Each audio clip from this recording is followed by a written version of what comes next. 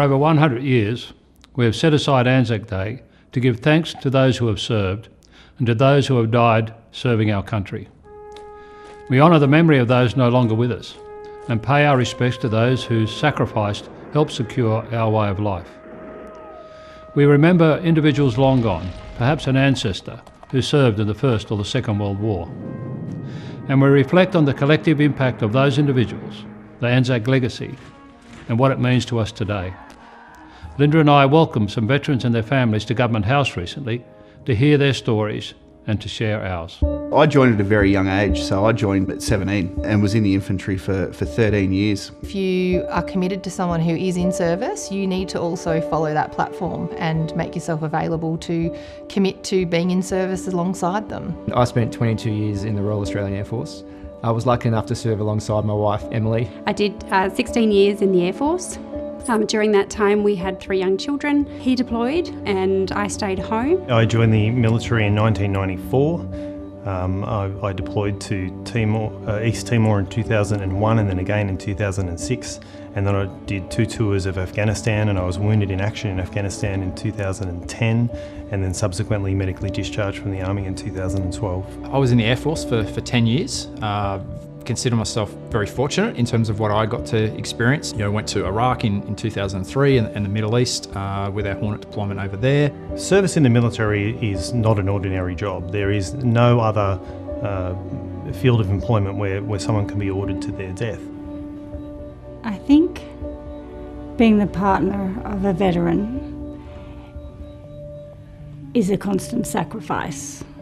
Right from the outset, you know that it's their career that you will be sacrificing for. You will be travelling wherever they're sent, whatever they're required to do, which means it's very, very hard to do anything for yourself in terms of a career or in terms of personal growth.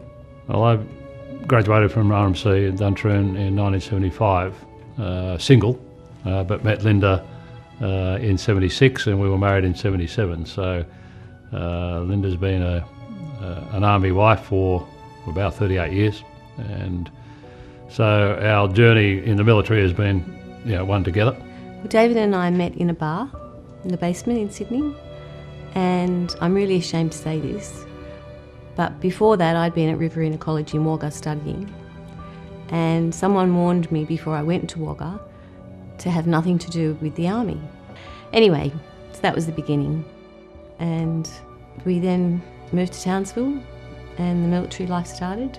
Well, it was his whole life, and I guess it became my whole life, and particularly during Somalia. Helped the Somalis make a major step to recovery. By the time I became a commanding officer, in one RAR we had 3 small children, and that was when I deployed to Somalia during that period. I think I did confront her a bit by saying to her, well, do you know how important this it means to us, to me and us as soldiers, to go and do this? I have never, ever, ever seen a group of men so excited, because it was the first deployment, more or less, since Vietnam. And so he worked really hard. Get them all home safe. Will do, son. And I remember he said goodbye to the children that night, and then the next morning he got up very early, and I can remember it so clearly.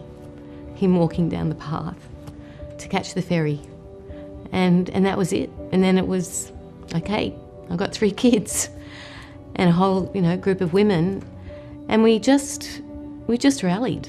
I am a former Air Force nursing officer, so I joined the Royal Australian Air Force in January 1999. Unfortunately, my second tour of Timor in 2004, I was part of an aeromedical evacuation team delivering aid in East Timor, and I was involved in a serious helicopter crash which left me with a severe spinal fracture, which I still struggle with today, a diagnosis of post-traumatic stress and aviation fuel burns to my back and shoulders, and a broken jaw. And I don't know why, but I made a conscious decision that I would be a survivor of what had happened to me and not a victim. 4 years after that crash, I was commanding a critical care team in Afghanistan, Tarin Kowt.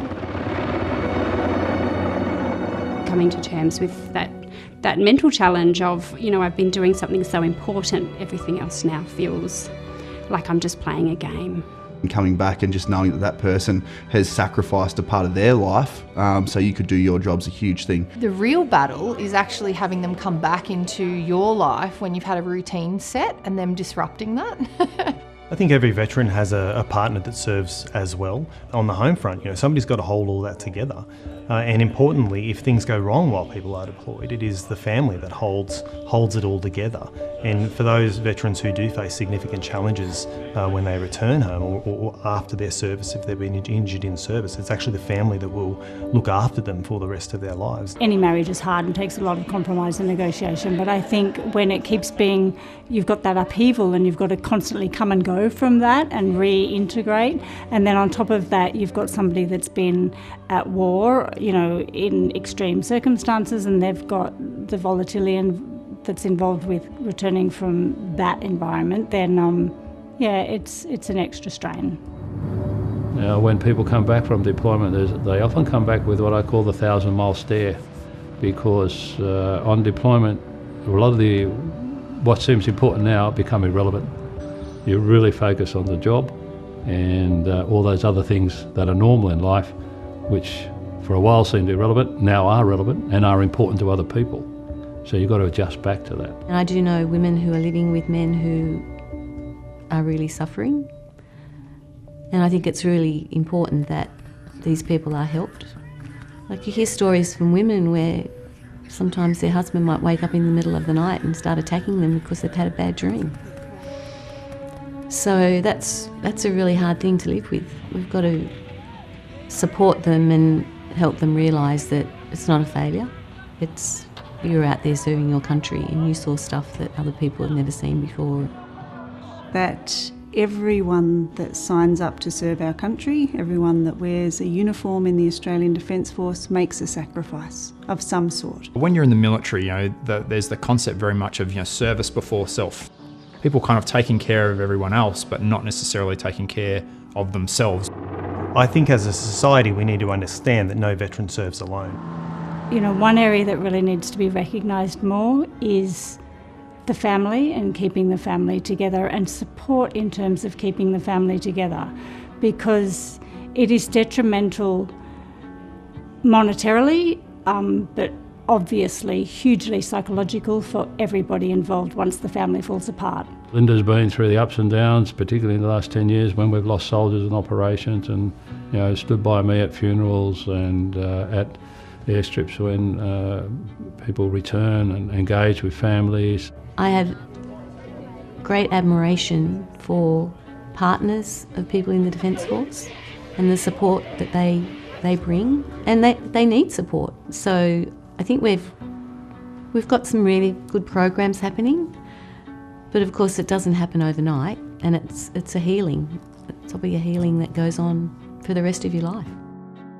But we've got to look after them. From day one, when you enter Duntroon, you learn very, very quickly that it's not about you, it's about the people you lead. And that responsibility never goes away. You could be retired or whatever, but you still have that responsibility. I personally kind of struggled with, you know, when I came back was, you know, am I worthy of marching on Anzac Day? Anzac Day is the national day for us to stop and contemplate and commemorate. We have continued to serve, that Australian men and women have continued to step up and say, I will do what is necessary to defend Australia and her interests, and that they continue to do that.